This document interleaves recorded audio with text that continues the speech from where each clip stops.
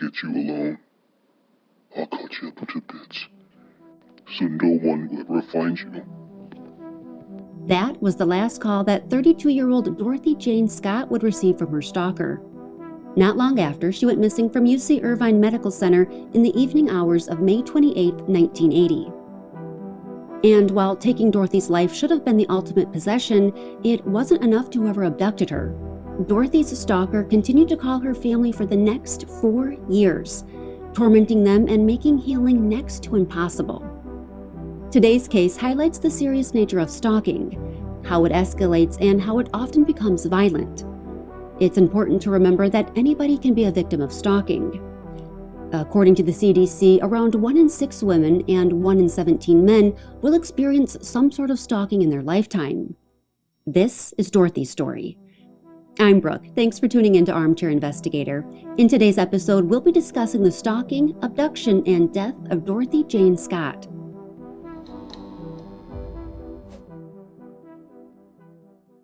Dorothy had always been the kind of person who kept her head down and worked hard. At 32, she was a single mother trying to navigate life with her 4-year-old son, Sean. And taking care of her son really was her main priority. Dorothy was at a place in her life where she wasn't interested in going out. She wasn't a drinker and didn't use drugs. Family and friends said she was a devout Christian, and when she wasn't working, she was either at home or at church. Dorothy was lucky enough to have the full support of her family. She and her son lived with her aunt in Stanton, California, and her parents lived just 20 minutes away. Because Sean's father, a man named Dennis Terry, was living in Fairgrove, Missouri at the time, he wasn't a huge part of Sean's day-to-day life. Very little is known about Dorothy and Dennis's relationship. Dorothy didn't talk about it much. Their relationship was short-lived. She had been touring with an all-girls band for a while when she met Dennis and became pregnant. When she eventually moved back home, she put all her focus into her own life and being the best mother she could be. Her brother Jim said that Dorothy exemplified the word give, saying she'd just give and give and give, no matter what it cost her. Dorothy worked as a secretary for the Swingers Psych Shop and Custom John's Head Shop in Anaheim, a city about 5 miles from her home in Stanton. These were shops that had once been owned by Dorothy's father, until a man named John Kosila purchased them. At surface level, Dorothy's life was unassuming, mundane even. But beneath the surface lurked a stranger who had his sights set on her, and he was willing to go to any length to take control.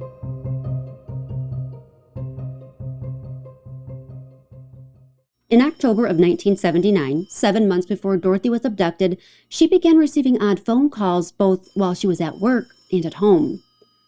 When she told her mother Vera about the calls, she said the voice sounded familiar, but she couldn't pinpoint it.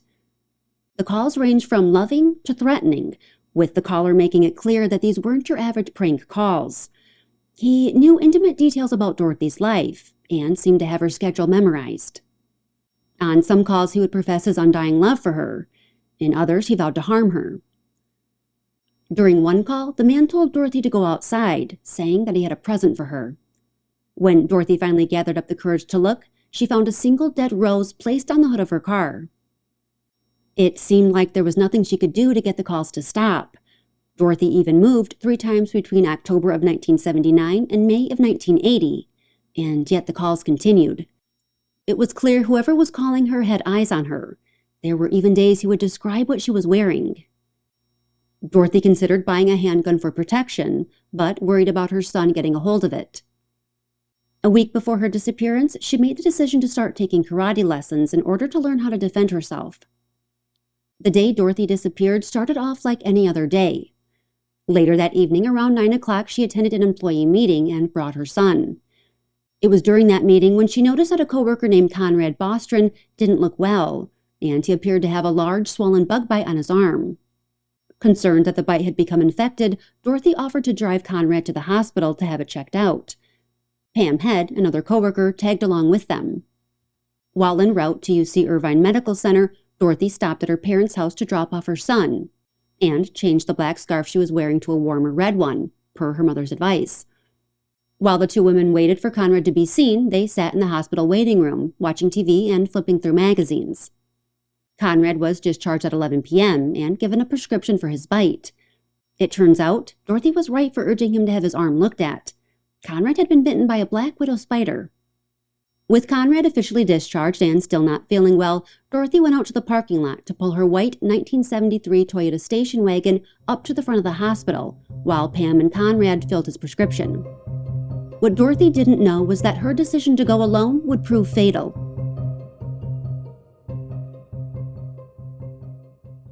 With Conrad's prescription filled, he and Pam walked outside to meet Dorothy, but she wasn't there. After waiting a few more minutes, they decided to walk the parking lot and look for her.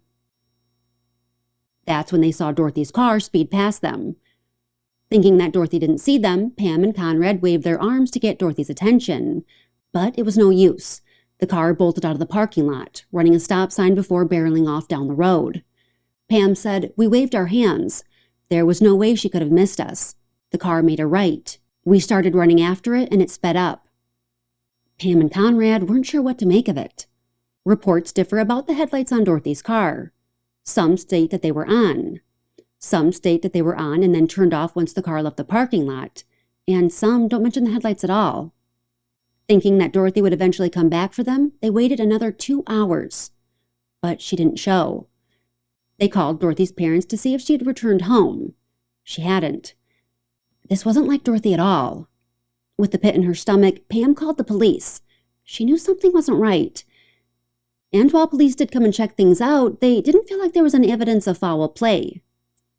A few hours later, around 4:30 in the morning, a concerned citizen called police to report smoke in an alleyway about 10 miles from the hospital in Santa Ana. When police arrived, they found Dorothy's car engulfed in flames. But Dorothy was nowhere to be found. It was evident that whoever left the vehicle did so in a hurry. The headlights were left on and the driver's side door was open. Inside, police found that an accelerant had been dumped on the passenger side, and a gas can was located in the trunk. If police weren't taking Pam's call seriously before, they were now. After returning to the hospital parking lot to look around, they found a pack of Marlboro cigarettes, along with a box of tissues on the ground where Dorothy's car had been parked. Since Dorothy wasn't a smoker, they knew the cigarettes likely weren't hers. It doesn't sound like anything was ever done with the pack of cigarettes, nor were they ever tested for DNA.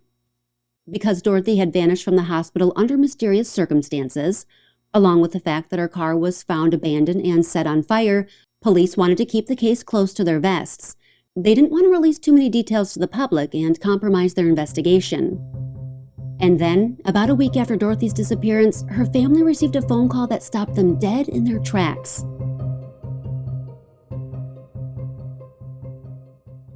The caller asked, "Hello, are you related to Dorothy Scott?" And when Dorothy's mother replied yes, the caller said, "I've got her." Needless to say, the Scotts were shaken up. Did somebody have Dorothy? They weren't sure. After waiting an agonizing 2 weeks with no new updates from police, Dorothy's father, Jacob, took the story of what happened to his daughter to the local newspaper. He was sick of waiting around and hoped that getting word out about what happened to Dorothy would bring her home. On Thursday, June 12, 1980, the Santa Ana Register ran a story about Dorothy's disappearance and what happened to her car. A $2,500 reward was offered to anyone with information regarding what happened to Dorothy. Later that day, Pat Riley, the managing editor of the Santa Ana Register, received a chilling call. Not only was the caller insisting that he was the one who abducted Dorothy, but he claimed to have taken her life. She was my love. I caught her cheating with another man. She denied having someone else. I killed her. And here's the thing. Pat felt the caller was the real deal, saying, "After a lot of years, you get a feeling about people." He did sound genuine. And the caller did know details about Dorothy's case that hadn't been released to the public. He knew that Dorothy had been at the hospital with a coworker who had been bitten by a spider. And perhaps the most chilling of all, he knew that Dorothy was wearing a red scarf, a detail very few people would have known. And then the caller said something interesting. He claimed that Dorothy had called him that night to tell him she was at UC Irvine Medical Center, but Dorothy didn't have a cell phone, as was the case with most in 1980. And Pam told investigators that the only time Dorothy left her side while they were at the hospital was when she used the restroom right before heading out to grab her car after Conrad was discharged. And while it's possible she could have called someone from work or her parents' house, nobody could remember seeing Dorothy make any calls. There are varying reports regarding what law enforcement thought about the call to Pat Riley. Some say that police felt the newspaper caller was a hoax, and they didn't think it was the same person who had been calling Dorothy and her parents because the caller's voices differed. Other reports stated that investigators believed that the caller was responsible for Dorothy's death, and he somehow knew details that hadn't been made public. Vera and Jacob didn't know how to break the news of what happened to Dorothy's son Sean, initially telling him that his mom was away taking care of a sick friend. Days turned into weeks, and Sean wanted answers, telling his grandmother, "Don't tell me no more stories. I want to know, even if it's bad." And as bad as it was, the caller wasn't done toying with Dorothy's family. Almost every Wednesday afternoon for the next 4 years, her family received calls from a man saying that he had their daughter. Police installed a recording device on the Scott's phone to try and figure out where these gruesome calls were coming from. But the caller never stayed on the line long enough to be traced, and he only seemed to want to talk to Dorothy's mother, Vera. When her father answered the phone, the caller would immediately hang up. Could this have been an indication that the caller was someone Jacob knew? Perhaps he was worried that Jacob would recognize his voice. Dorothy went missing in May of 1980, and for the next 4 years her family went without answers, never knowing if Dorothy was truly dead or alive. And then, in August of 1984, they received the closure they deeply deserved. On August 6th, a construction crew had been digging a trench for Pacific Bell telephone lines when they found the charred remains of a dog just off Santa Ana Canyon Road. And that wasn't all. They also found the partial remains of a human: a skull, pelvis, arm, and 2 thigh bones. Dental records would later confirm that they were Dorothy's. Her wristwatch and turquoise ring were also found nearby. Investigators were never able to make a connection between Dorothy and the dog that was found with her. It's possible the dog was used to cover the smell of human decay. Just like the dog, Dorothy's remains were slightly charred. Investigators believe this was due to a brush fire that had swept through the area in 1982. Due to the condition of Dorothy's remains, a cause of death was never able to be determined, but it's believed that she passed away soon after she was last seen alive. Her wristwatch had stopped at 12:30 a.m. on March 29, 1980. Shortly after Dorothy's remains were discovered, the anonymous calls started again, with the man on the other end asking, "Is Dorothy home?" Dorothy's parents would never find out what really happened to their daughter. They would never get their questions answered. Her father, Jacob, died in May of 1994, and her mother, Vera, died in 2002. And while there are a number of theories surrounding this case, to this day, nobody has been charged with her abduction and murder. Dorothy didn't appear to have any romantic relationships or scorned exes at the time of her disappearance. According to her family, she wasn't seeing anyone and she rarely went on dates. Each evening after work, Dorothy would drive to her parents' house to pick up Sean. After returning home, she'd cook dinner and the two would watch cartoons and read books together. A few days prior to Dorothy's disappearance, Sean's father, Dennis Terry, had been in town visiting his son. He and Dorothy had gotten into an argument over Dennis wanting custody of Sean.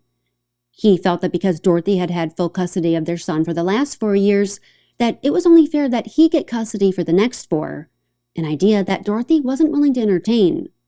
Because of their recent argument, police were quick to question Dennis in regards to Dorothy's disappearance. Dennis claimed that at the time Dorothy was abducted, he was on a 2-day bus trip back home. He provided receipts for the trip, and several witnesses reported seeing him getting off the bus in Missouri. And the day of the kidnapping, he had spoken to Dorothy's parents via the telephone from Missouri. Dorothy's coworkers were questioned on a number of occasions, telling investigators that they didn't think this was the work of an obsessed customer, as Dorothy worked in the back office and hardly ever interacted with the shop patrons. Police also questioned a man named Mike Butler. You see, Mike worked at an auto body shop across the street from where Dorothy worked. Dorothy and Mike were friendly, but they never dated. However, it was widely known that Mike had a thing for Dorothy. He allegedly told police that he wanted to marry her. And because Mike worked across the street from Dorothy, he could have been familiar with her work schedule and probably even saw what she was wearing most days. Police never considered him a suspect or person of interest, nor did they investigate him further. Some have stated that Mike was unstable and involved in a cult. After serving in the United States Army, he became a news writer and was often published in Stars and Stripes, a newspaper outlet dedicated to providing independent news to the U.S. military. He worked odd jobs as a handyman, electrician, property manager, and locksmith. He passed away in 2014 from terminal health issues. His family stated that he was a deeply religious man who was known and trusted by many. And while he was known to have strong religious and political views and odd fringe ideas, many described him as just wanting to help others. Another name that popped up on the police's radar was John Kosila, the owner of the 2 shops Dorothy worked at. He definitely would have been familiar with Dorothy's schedule, and he was one of the few people who knew that she was going to the hospital the night she disappeared. Years after Dorothy's death, in 1996, John was indicted on federal charges related to tax evasion and was accused of filing false returns in 1989 and 1990 that showed he had no taxable income. This news led to speculation that perhaps Dorothy discovered John's financial misconduct, leading John to silence his bookkeeper. He then created the whole stalker situation as a ploy to keep suspicion off of him. Again, these are just theories. Truthfully, I'm not sure what to think. No single person stands out in my mind as the culprit. What happened to her is just so unsettling. Her stalker was able to watch her, follow her, learn her schedule, all without raising suspicion. He had time to lay in wait. The night he abducted Dorothy from the hospital was a random, unplanned event. He couldn't have known she would end up going there. And what's even more, he couldn't have known she would walk out to her car all by herself. I just picture him driving behind her all the way to the hospital, parking his car in the same parking lot. It seemed like he was an opportunist, abducting Dorothy at the first chance that arose. But if he drove to the hospital, that means he left his car behind. Pam and Conrad weren't 100% sure it was Dorothy driving when she sped past them. But if it was, I imagine she was being held at knife or gunpoint. That means he left his car behind. I suppose he could have walked back to the hospital or gotten a ride, but you can see how my mind is spinning from all this. My heart breaks for her family and especially her son. During an interview with Paula Zahn, he said, "To grow up without a mom, to not know what it's like to experience life with a mom, it's not fair." I can't wait to hear from you guys on this one. Who do you think is responsible for taking Dorothy's life? If you appreciate today's video, give it a thumbs up, and hey, while you're at it, consider subscribing to the channel so you don't miss out on the next investigation.